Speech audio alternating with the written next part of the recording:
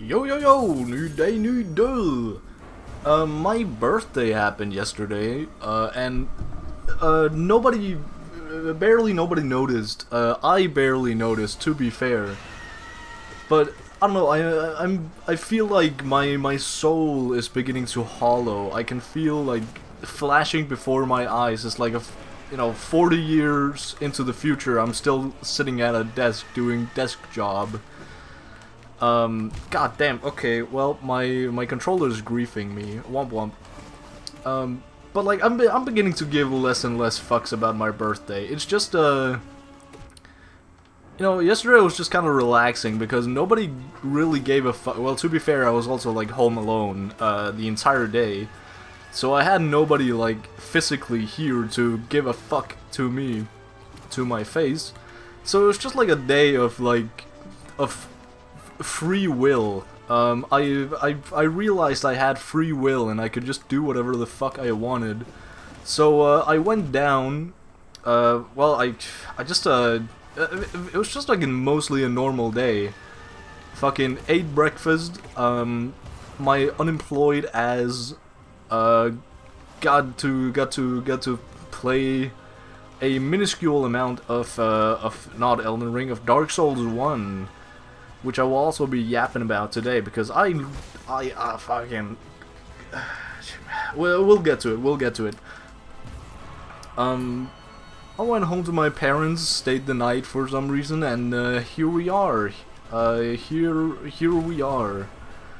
Pretty cool, pretty swag. But the highlight of the day was probably just the fact that I realized that I could just like buy basically an entire fucking what are they called, like cartons of eggs, and just like scramble them all and eat them all because I have free will. So I motherfucking did that. So shout out to me. Free will is awesome. But what is equally awesome is the fact that my parents got a cat for some reason, and it is just like chilling at home at my parents' place, which is so weird because I forgot that they got a cat. It's been like a decent while since I visited them, so like I wasn't really expecting. I forgot they had a cat. Is basically the gist. I completely fucking forgot, and when I went into the home, there was just this little fucker looking at me, not knowing who the fuck I was. So that's pretty funny. But God, is it like either really hyperactive or just sleeping? It's like it's in the how old is this thing? It's like it's a couple months old. It's not really. It's not that big. We waited just for our fucking vet purposes. Because when it's 2 kilos fat, I think so. I think thereabouts. They're supposed to go down and remove its bowels, which is pretty funny. But it is 1.4 kilos right now, so he's still a tiny little motherfucker, which is pretty awesome because you can still like you can easily fucking manhandle this guy. Like he can fit in the palm of your hand, barely, but he can. He weighs fucking nothing. Also, when he jumps all over the place, he can barely knock things over just because he doesn't weigh enough to do so, which is pretty funny. Because he's been like, running into shit everywhere. I say it, or he or something, because the cat doesn't really have a name. I've been coming up with some great names, but of course it's not really my cat. But I've come up with some great names, I feel like, but they haven't settled on one yet. The one my mom seems to be calling him right now is fucking Perry, which I find pretty funny because it's clearly inspired by Perry the Platypus. But also, It's a terrible name. Fucking Bob is such a much greater name. Or, alternatively, I pulled out, I inspired, I got inspired by a lot of my, my D&D names, so I pulled out the one and only, Sir Hendrix Avarex the Fourth. My mom was not too thrilled about that name, and continued calling him Perry, which is, you know, an abysmal name in comparison, but, alas, I don't know, another alternative is just calling it fucking Dumb Cat, because it is pretty dumb. But it's pretty fun learning, like, seeing him pretty much just, like, learn to walk, learn to interact with, like, stairs. It's pretty cool, but also, like, I don't know how much I can trust in the abilities of a cat this size, this young. Because, oh god, you see cats everywhere, and they're just, like, fucking chilling. They fall down from, like, 20 stories up, and they land on their feet completely fine, as if nothing happened. But can you trust a, like, 2-3 month old cat to do the same? I'm not so sure. So we have like a little fucking in my old room we have like a little stairs up to a little, I don't even know what the fuck they're called. I don't even know what they're called in my language. How the fuck would I even translate that? It's basically a little like second story, but like there's a little ledge because the ceiling is so high. God, can you fucking... Okay, he is just not doing anything I say. I didn't say anything, I can't blame him. He doesn't do anything I want, this fucker. Anyway, back to the cat. I officially now have my first, like, cat scars. Because this little fucker has realized that he has claws, and claws are awesome as hell. Which, I mean, I can't fucking blame him. But god, he wants to stick his little fingers in everything. So, yeah, my entire, at least my right hand, which I use to quote-unquote pet him, he has either bitten or scratched the fuck out of, without me really realizing. It's just like cute little tickling, you know? He also has a foot fetish, which I find really funny.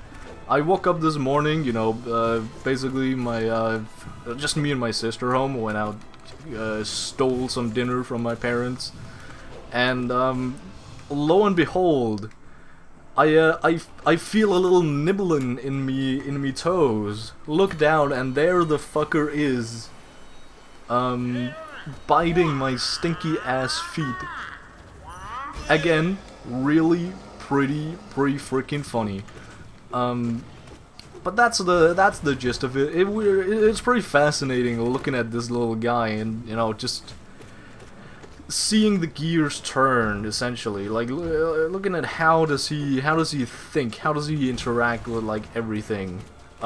He really likes trying to get on tables, because he essentially thinks he has, like, agency to go wherever the fuck he wants, but he really doesn't.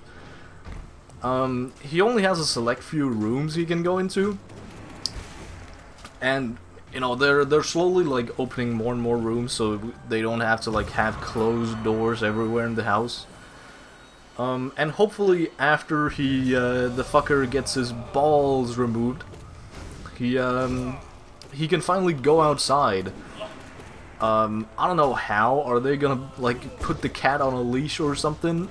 I don't know if they can trust, like, the fucker to... I don't know how to raise a cat. Like, how do they learn that they don't jump in front of cars? Is that something you had to teach them, or is that just, like, an instinctual thing? Because I've realized, as I've driven more and more, you know, because of work recently, that animals are fucking terrible at, you know, realizing that this is incoming traffic. Like, I've already talked about the fucking pigeons that are just kind of standing in the middle of the road that you actively have to swerve around, because they do not give a shit about if there is a car headed towards them or not. Also talked about the fucking, I don't even know if I talked about that. I ran into a deer at one point, on my way to work, because it just fucking jumped out in the, like, from absolutely fucking nowhere. God damn, this sucks. I'm not done, I haven't even talked about Dark Souls, we can do another run. The fucker just kind of jumped out of nowhere. I luckily only hit like one of its hind legs, and I didn't even really have time to look back at it because it just kind of, you know, scurried away. It ran away real fast. I think the word is scurried. So that's something. But the thing I'm getting at is the third thing that I realized specifically from animals is cats. Cats are also pretty bad at interacting with traffic. That is, although especially like country cats, or like, you know, farm cats or whatever you want to call them. Because where I live, it's not like in the middle of nowhere, but there's not really good highways and stuff to, you know, main roads to drive. It's all like swervy, fucking as, bumpy as, you know, just like roads. I don't fucking know. Like those like two-way roads that is essentially a one-way road. It's a two-way road that only has room for one car. There's a lot of those, but you know, on my way to work, you know, going through one of these places, I came across like during the same like 200 meters or something, came across 3 different sets of cats that all just kind of stood there in the middle of the fucking road. One of them I literally had to go like full stop and, you know, wait for them to wake the fuck up and, you know, cross the road before I could do anything. So, you know, and the other ones just kind of stood on the edge of the road, so I had to swerve a lot to fucking avoid them, just like the pigeons. Of course, I could of course also just be going a little bit slower, rather than, you know, fucking just blazing through these farmland roads. I don't even know what the fuck to call them.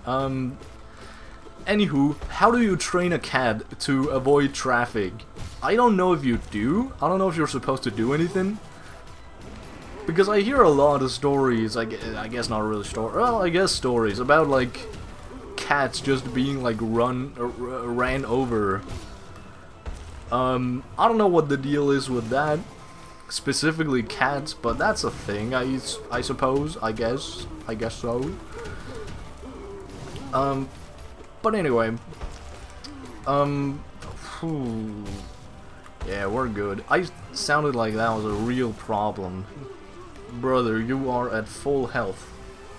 Water break. Ah, yeah. Wahoo.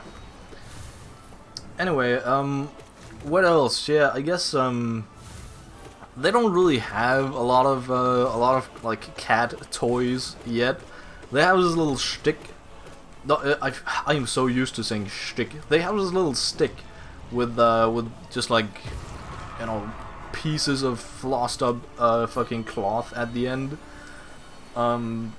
which is really good. It's like it's just like it's just good fucking cloth to dig your claws and fangs into, which is great.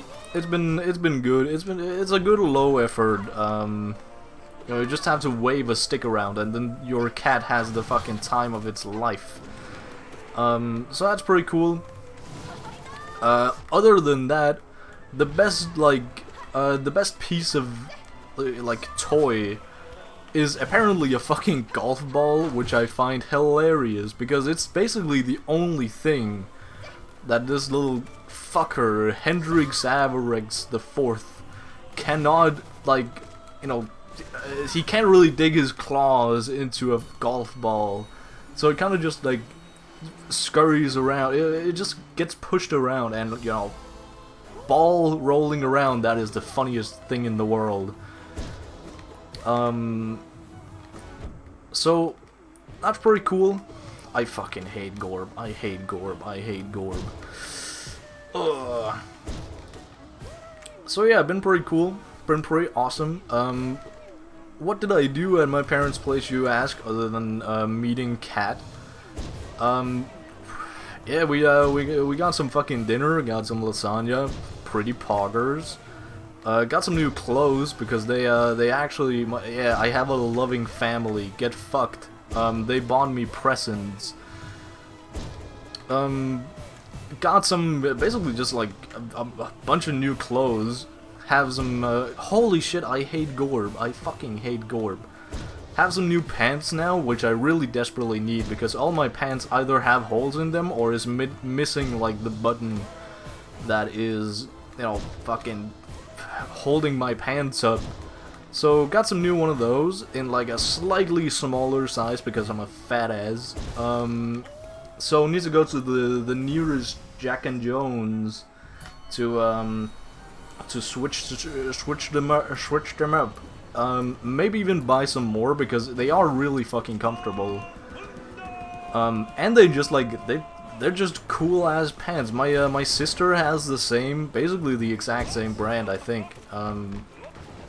And they look really freaking cool. So yeah, I might straight up just buy some more of those, because I've been kind of looking half-heartedly for a new, like, brand to wear, because my the one I'm using now is kind of just, I don't know, it's not really the best. I've been trying to gaslight myself into thinking, yeah, these guys are the fucking shit.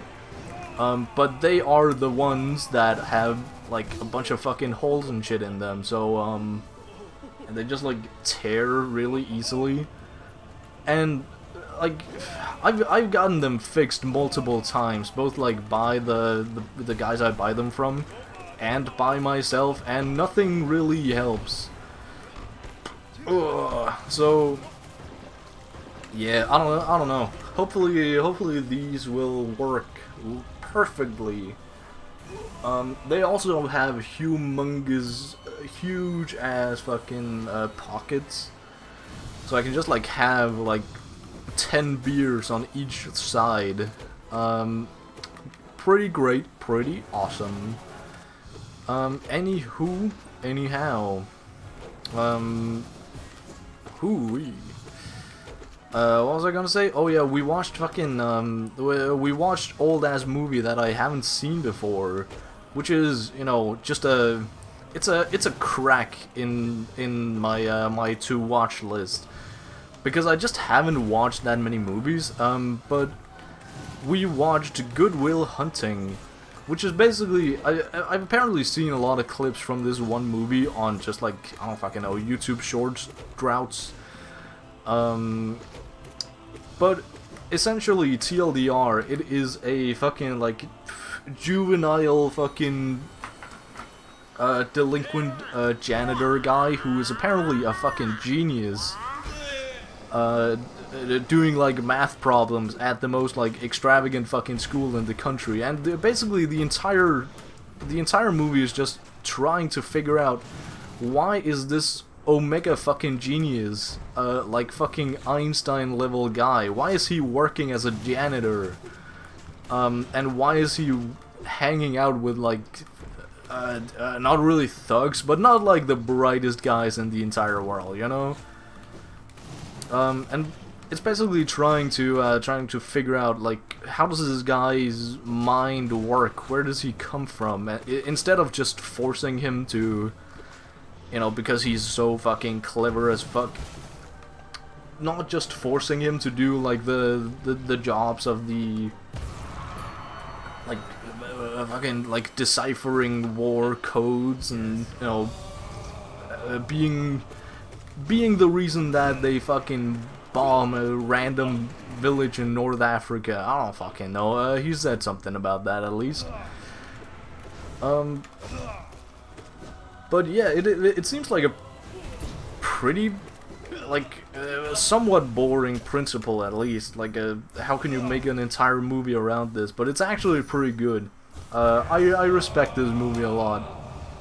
And apparently a lot of it, like, actors come from this movie. Like, they had their, like, comeuppance from this movie specifically. I know none of them, but, you know, that doesn't matter. Because it's still a pretty good fucking movie. I like all of, like, I don't know, I don't really have any faults with it. I don't see any flaws in it, other than the crime of just being, like, slightly boring at some points, but that's not a bad thing, because we're still, like, in the middle of all this, like, kinda boring stuff. We're still trying to, like, unravel the mind of this guy. So that's pretty cool. That's a pretty awesome, like, I guess TLDR of that movie, by an expert reviewer, myself. Anyway, let us talk about Dark Souls, which I have very exciting news about. I am basically done with the game, or at least I think so. I am confident so. Been there. I am pretty confident that I am very near the end. I am currently fighting fucking Gwyn, the Lord of Cinder, who is basically the guy who has been hyped up to be like the almighty guy, the guy to beat, the guy that I need to basically need to replace, right? That is the shtick.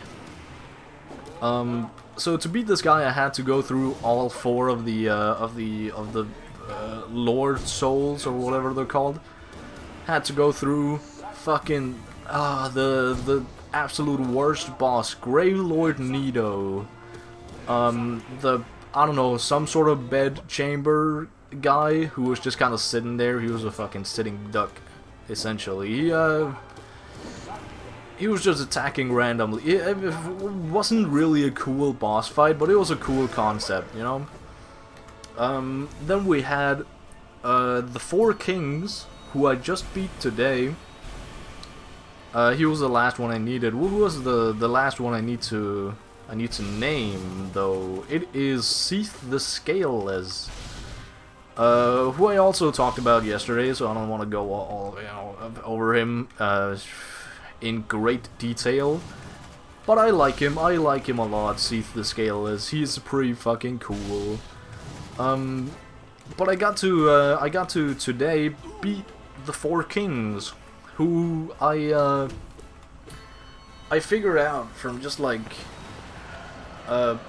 basically fucking whatchamacallit.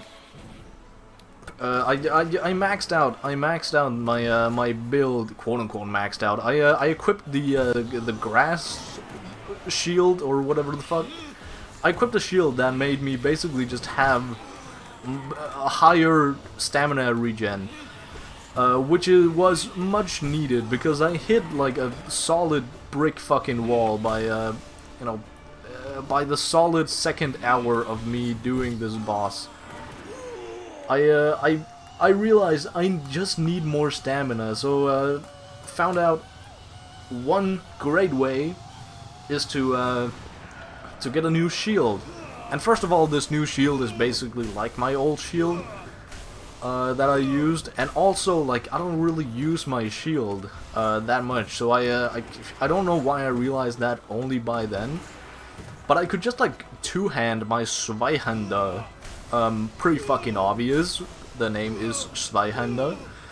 But my build then was the stamina boosting shield and two-handed Zweihänder, and just like random armor, I guess. But it's basically like a fucking. I just had to deal enough damage to not make the 4 kings into 5 kings. Like, what the fuck was that about?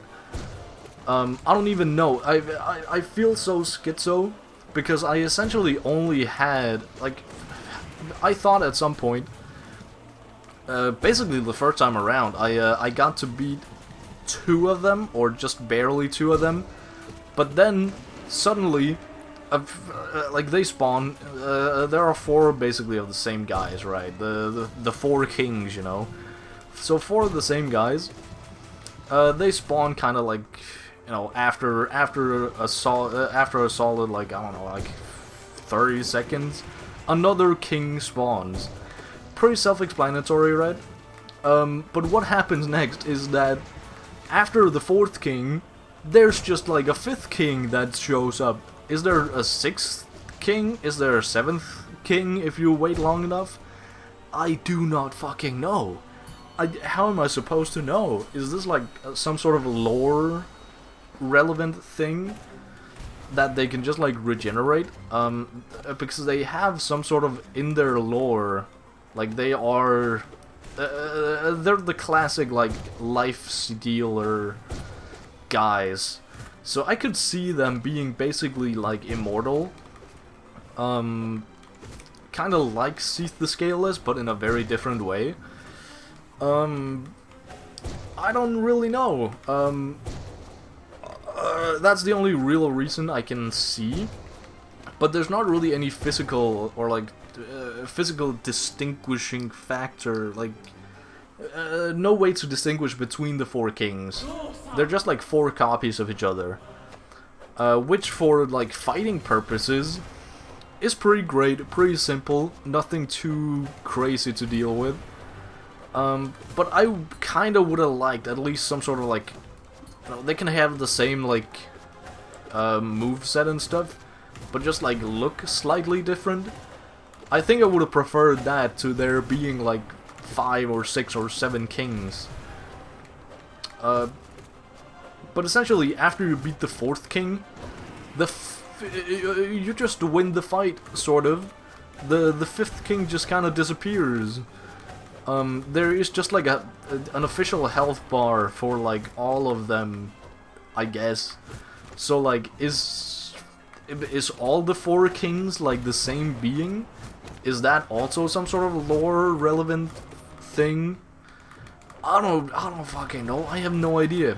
But I beat the 4 kings using this setup, and now I am currently in the what's it called, the chamber of the kiln of the first flame, which is a pretty cool like place. It's essentially after, you know, down below where the Kingseeker takes you, down at the is it just called the Lord Vessel? God damn it.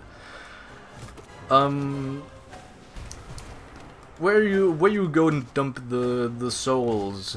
Not a portal, but a door opens, and you are. I thought for the first time, you know, after you open the door, just like there is the boss fight right then and there. But no, there's like a little build-up. Of course, there is a boss run on the way there, but I really like this because it has. Like, I know that this is probably. I don't know if this is like the opinion to have, but this is probably my favorite place. Just like off vibes alone. Just because you go just like in a straight line, and one by one you go you defeat his little the minions of Lord Gwyn. They have like they're all like knights. They have like separate weapons. They have each has their own weapon. You can just run past them, but the first time around I always like to like just, you know, beat all the enemies that are there. Except for the Tomb of the Giants. Fuck the Tomb of the Giants.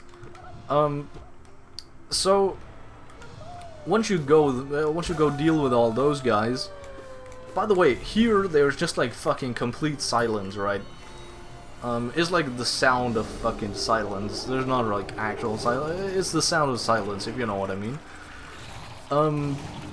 And beyond the actual boss fight portal, there you are face to face with Lord Gwyn himself. And God, I love this boss fight. There is something about it. I don't know if it's the music, I don't know if it's the setup, I don't know if it's himself, that he is just like... I don't know if it's like intentional, but he reminds me of my own character. And I don't know if it's like all of the above. But one thing I do wanna, you know, especially point out is the music. I should not be healing there, that was too risky. It's definitely the music, because this music is, you know, the fucking pling pling plong music that I hear everywhere, connected to Dark Souls. And I don't know if I've heard it before in the game, I don't think so, but it's like, it's just so surreal.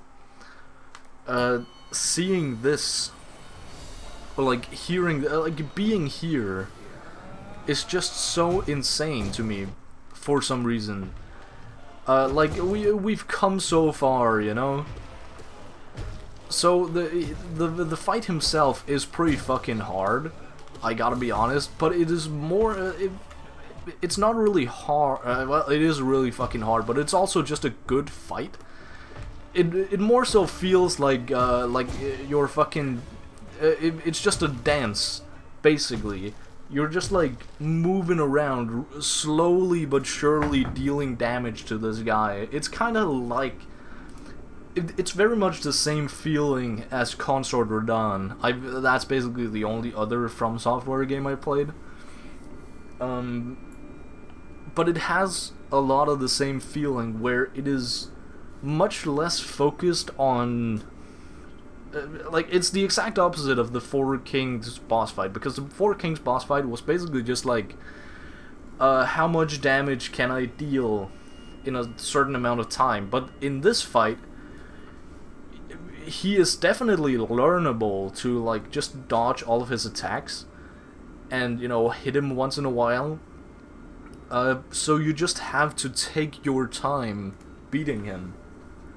I fucking love this fight. I haven't beaten him yet, but I fucking love this fight. And I'm going to hop straight on back and beat the guy. So hopefully I will have beaten him by tomorrow when Silksong comes out. So I have the perfect I have that perfect transition, completing one game, starting another.